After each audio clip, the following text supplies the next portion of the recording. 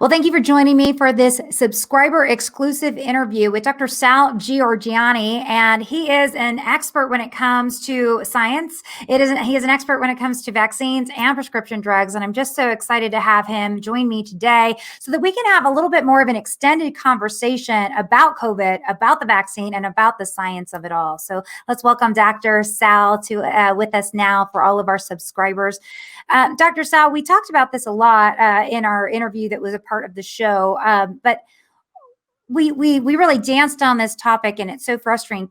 Other than the media's influence, what is going on in the world today that we have groups of people saying, follow the science, follow the science, follow the science, but we've really come to a point where we cherry pick which science is right. In some respects, you're kind of taught that science is a theory, that science is hypothesizing. So can we really follow the science? Is that even possible, or is that just some catchphrase we've come up with that now everyone, spews out when they want to say, well, I'm right and you're wrong? Well, it's a little bit of a catchphrase, and I think what we really hear some folks saying is we're going to follow the science and believe the scientists that we choose to believe. You put 6 attorneys in a room, you probably get 12 opinions. You put 6 scientists in a room, you might get even 24 opinions. I used to teach at Columbia University and Belmont University, and the doctoral students, I would always tell them that the one ironclad thing you get when you get a doctoral degree is the privilege of standing up in front of a group of your peers and being told you're the dumbest person in the entire universe for actually believing what you believe. So you have to be able to defend your position with facts, figures, and interpretation. And you're right, science is an interpretive discipline. We look at facts and figures, we collect them. It's never quite perfect. That's why science always advances, because we don't know all the answers. We're looking at a very short, in terms of scientific process, a very, very short period of time from when this virus was first seen to when we actually began to see clinical disasters occurring in our communities. And we're seeing the influence of an open media, an open platform with social media and 24/7 news cycles that are peeking into the process of science. When I was a young guy and I just got my degrees and I started going to scientific meetings, I would see the arguing and debating points, fine points back and forth, and that was all done in scientific meetings where in the old days no one was allowed in except the card-carrying scientists to that organization. So science has generally been done amongst the cloistered folks with white coats on. Now we're seeing very different. Absolutely. And I guess that also brings me, I was trying to look for the exact figure. I don't have it right in front of me for some reason, but I remember at the beginning of this in March, they were anticipating there to be at least 2 million American deaths. This summer, it was, well, if we don't get this under control, we could see, 750,000 to 1 million deaths by Thanksgiving. And then now our report came out, I believe this week, that they're anticipating there could be 437,000 deaths by March if we don't get this under control. These scientific estimates have been all over the place. There's been nothing to back it up, but that is why people are forcing these lockdowns on us. Yeah. And the important phrase to focus on here is if we don't get it under control. But we are getting it under control. I mean, I know that's not what people hear all the time, but we spoke a little bit about some of the ways to interpret when you hear the hospitals are at capacity. They're at capacity for a lot of reasons, not just COVID reasons.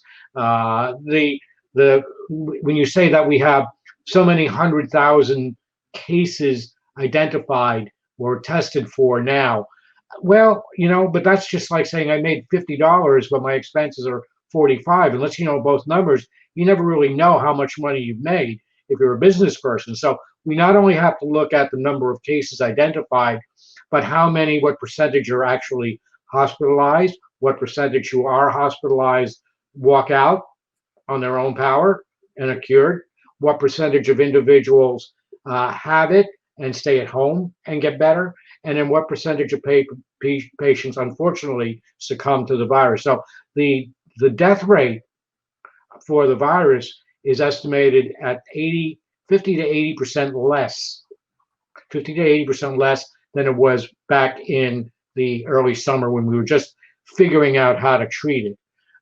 So that is a huge advance.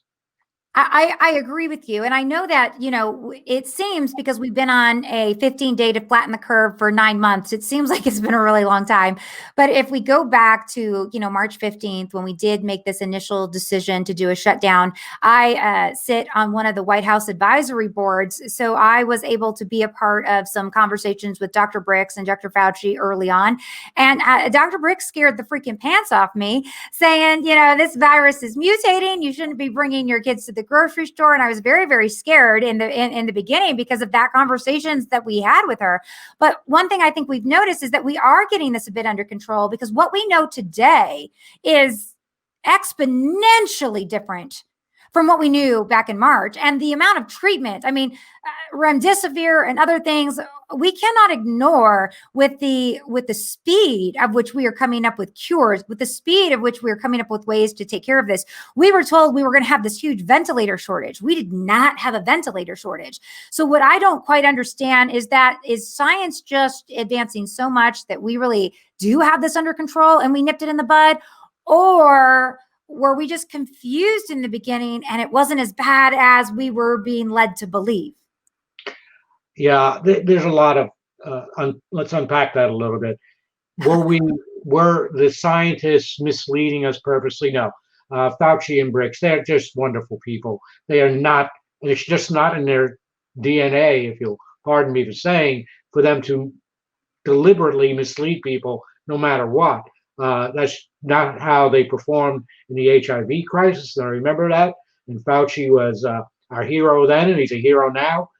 He's not always right, because no one is always right, especially in science. And you can't be right if you don't have a lot of useful information. And in March, we didn't have an awful lot of useful information. And scientists can't just bring it in, somehow through osmosis. It has to be studied.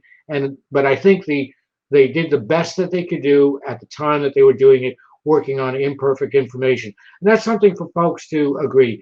In 5 years, 10 years, when we look at all of this and the history books are written and it's reviewed with a little less passion than it is now, I'll be interested to see what the commentary is. Is all this public scrutiny of the information, is all how the science played out in the public domain, was that a positive that led to very, very rapid advances? Or was that a negative because it led to a lot of confusion and maybe a rush to judgment?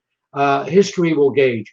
I will say that back in the days when HIV was first discovered, and we found those first patients when I was a young resident with curly brown hair up in a hospital in New York City, and we were seeing some of the first cases there. We didn't know an awful lot then either.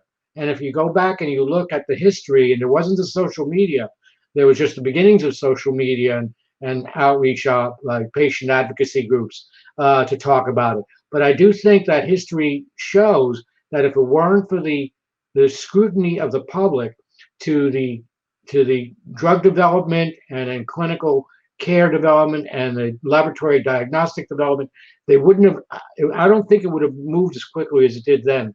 So we do see people moving very quickly now. I try to not second guess folks, because I know the imperfect science of science and how it moves progressively. But I do think that it's causing a lot of confusion on individuals' parts, because the expectation is, well, you're scientists, you got to have the answer. Mommy, daddy, you got to have the answer. We just don't have it yet. Yeah. I grew up in the San Francisco Bay Area. And so as a young girl, I knew someone very close in my life who was dealing with HIV back then. And he sadly passed away in 1999. There was not much hope. There was not much advancement. People didn't even, it was even hard in 1999 to be, at the hospital with him when he was dying. The speed by which we have advanced here in 2020 when it comes to tackling COVID and cures and vaccines is truly mind-blowing and phenomenal. I mean, I don't know how I feel about this vaccine personally, but I cannot disregard the fact that the medical advancements we're seeing are mind-blowing. And the therapeutic advancements too. The antibodies that we now have within 6 months, they're like immune systems in a bottle. Right. Really, when you come down to it, it's they are stunning that it came that quickly. I will say though that because SARS, as you pointed out in another conversation, is known, and we've been working, scientists at NIH and other laboratories around the world have been working with SARS viruses since perhaps 2002, and maybe before that they just didn't know what they were working on. There is a body of knowledge and understanding. So when I explain that the development of these vaccines didn't just happen overnight in a completely unknown entity, this virus has some very unusual characteristics. But people have been studying this SARS type and these SARS type family viruses for almost 15, 20 years. So they do have a baseline of knowledge to work on. And I think that's why we were able to see very quickly folks pointing to these little spike features on the surface area of the virus that seem to be the thing that creates some of the compromise or how they attach to cells. And that's the way they're attacking it. So we're able to quickly find the weakest link, if you will, in the virus's chain. But there's a lot yet to know. We don't know whether these vaccines will provide immunity for 6 months or 6 years or 60 years. We will have to see that. We don't know what the long-term side effects, if any, will be of the vaccines. We have to do that, and the companies are going on with ongoing rolling study or evaluations of patient experiences, and I'm sure that will be collected in certain populations of volunteers, particularly in our military, bless their hearts. And we don't know if the virus is going to mutate and how it's going to mutate. So we have already seen, I'm sure you know, because you've done your homework on this, that it's moved from the initial type to a G type, and that G type is a little bit easier to catch, but it's no more dangerous than the initial type. So I would hope that that's the case that it's going to be, and that they'll do what viruses do, and that's want to survive. You can't survive if you kill the host, but you can survive if you're a very efficient transmitter. So the hope in the medical community that it continues to be easily transmitted, but it learns to not kill the host, and that's just a matter of viral natural selection. The virus is here. It's not going away. It's not going to magically disappear. So we either control it with vaccines and other good hygienic procedures, or we're going to have to see a resurgence of it. Yes, and I could probably do a deep dive with you on when SARS first came on the scene in 2002, because I was a young news anchor then, and I was reporting, in the B blocks for 30 seconds in your wrap up of what was going on in the world, that, people in China are getting SARS, and it's really scary, and everybody's wearing a mask. And that one really died out on its own. But then that also kind of leads me to this other question I wanted to ask you that I'm going to let you go down with me, if you will. In March, you had everybody saying, don't wear a cloth mask. Now everyone's trying to mandate cloth masks because none of us are using N95 masks unless you're hooked up with medical. And a cloth mask, let's just be real. A cloth mask is not a real mask. Sure, you're not getting your spit out there for everybody, but what really, if it worked, wouldn't we have already seen it slow down? I think the mask argument has really been destroyed by actual science, but you can tell me I'm wrong. No, you're correct. How you make the mask and what it's made of matters. How well it fits your face matters. How well you put it on matters, and what you do once you've got it on, and how often that all matters. So early on, we heard Surgeon General Adams, who's a very, very smart, well-intended, very, very good gentleman. He said, we don't think that people should be wearing masks. I think that might have been an ill-advised sort of statement that I think led to a lot of confusion, even today. And what I think he was trying to say is we have a shortage of these PPEs, And part of that is because we don't have a good U.S. supply, by the way, which now we do, and Trump's trying to address that, to the fact that if you put it on and you don't take proper precautions, if you don't fit it well, if you don't make sure there's a good seal around the nose, cheeks, and in jaw, or if it pushes up against your face and it becomes moist, or if you constantly take it off and put it on and take it off and put it on, you let it hang down around your nose, as I see all too often, you're just fooling yourself. So there are surgical masks. In the gradations of things, there's the true N95 masks, which are very difficult to get. There are these some other variants of N95 masks, and that are not as good because they don't form as good a seal around the face. There are surgical masks. Typically, you see them that they're these uh, paper-like, cloth-like blue masks or pink masks that you would get. You see the physicians and nurses wearing. Those are quite good, but they don't fit tightly around the face, so they don't give you that big old seal. It's just like, a pop-on lid versus a screw-on lid versus a champagne bottle cork. The tighter the seal, the more sealed in the stuff is. Yeah. But they do work. And they work because you've got essentially a double barrier between you and then the person a few feet away from you.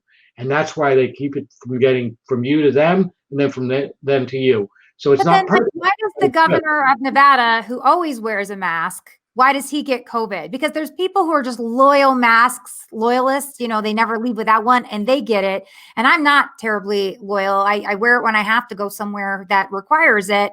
And no one in my family has seen anything of it. So it's very arbitrary. And I think it's that arbitrariness that's super difficult for people to, accept.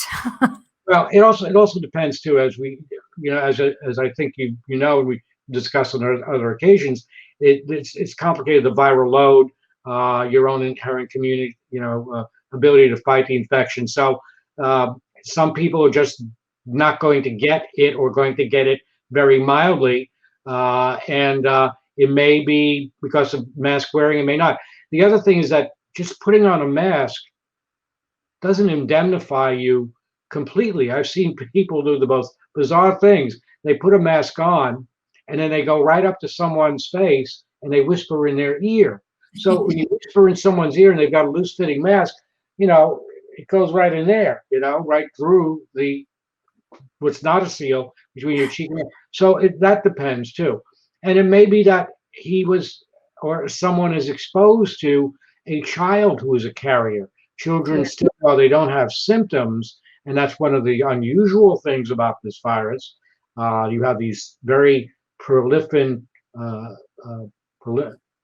very good, very efficient asymptomatic spreaders. People don't have symptoms but can spread it like crazy. A lot of kids. So they may have been exposed to a child and not realized it, or was it their grandson or their kid coming back from college? So there are a lot of ways. I try not to second guess this. I do say that, and the other thing I know this is going to be dismaying to you and many others, is once the vaccine is out, people are still going to need to wear masks and engage in social distancing for a little while. The vaccine is 90% at best, 95% best effective. But if you're in that 5% of the 300 million Americans, you still might be getting it. It's a lot of people. I can't do it quickly, but that's a lot of people. I have two more questions for you. Sure. And the first one is, I want to talk about Project Warp Speed for a minute. I believe this might go down as one of President Trump's many triumphs, is Project Warp Speed, because I do believe it's not just because of Pfizer and Moderna and the amazing work that they do, but also the money and the manufacturing and the things that the government did to really make this happen. It was you couldn't do one without the other, in my personal opinion. I don't know if you agree, but I think it really made a huge difference in getting us to where we are right now.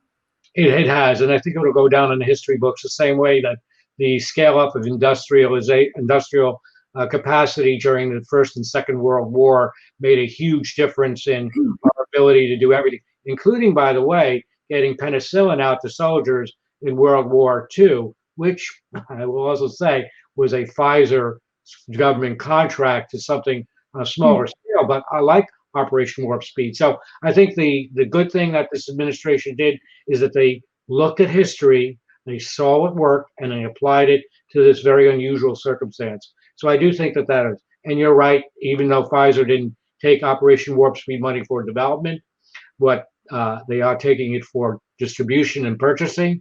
And very importantly, the predilection for the Trump administration to get rid of unproductive regulation and to contract regulatory processes when it makes sense to do it. That also has helped a tremendous amount. And hopefully that'll carry through so we won't have so many blockades about new and important therapies coming out for cancers and other severe problems. So I think there's a lot that they did that went on behind the scenes other than just tossing money at it. Got it. Got it. All right. The last question I want to ask you is what science, I know we discussed this a little bit, but I'm going to ask it a bit more bluntly. What scientific evidence or proof are you aware of that exists justifying any lockdowns, shutdowns, curfews, whatever we want to call it? The jury is still out. You see different models.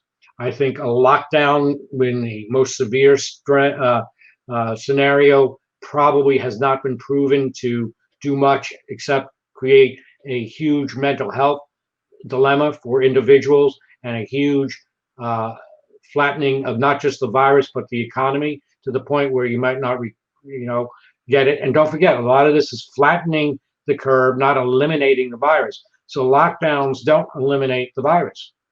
Right. You've got to do something else to do that.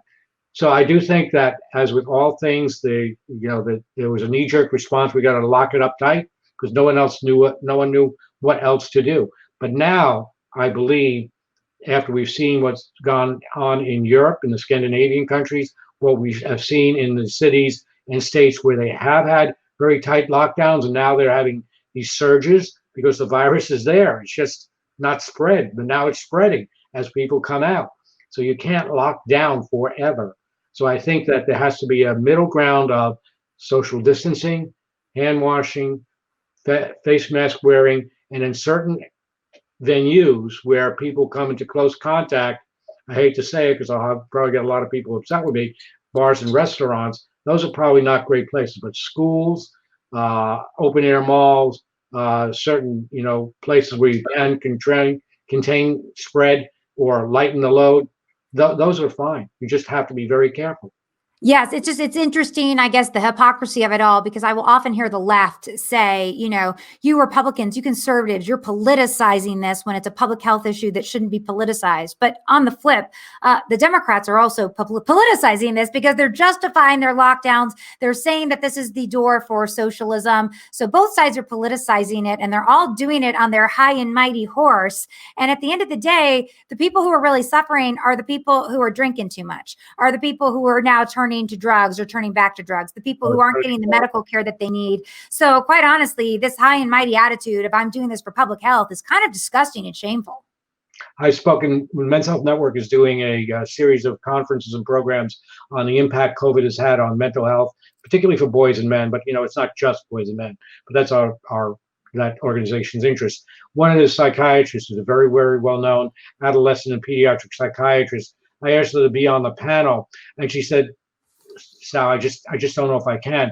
I am seeing so many boys and girls that are hurting, that are close to killing themselves, that are in trouble with drugs again. I just don't know if I have time. I have to be with them. I don't know if I can spare 2 hours. The anxiety in this woman's text message to me was so stunning. I'll never forget it for my life. So we're going to see all of those adverse effects, which people knew were going to happen. This was talked about, including by Mr. Trump, President Trump, early on in the spring. We knew this was going to happen, but yet they press ahead because it seemed to be the right thing to do. And I think that's going to be shown to be the wrong thing to do because the science doesn't support tight lockdowns. There you go. There you go. Well, Dr. Sal, this has been so interesting. I would love to have you on the show again. Thank you so much for giving us your time and your expertise. I really do appreciate it. You guys have a fantastic day out there in Florida. Okay. Thank you. I'm glad to be of help to your listeners. Have a Thank great you. day. Happy to You be on too. it. Thank you. Bye-bye. And remember, tell your friends about the Michelle Mortensen Show. Make sure that they subscribe as well so that you can get more of this exclusive content. Have a great day, everyone.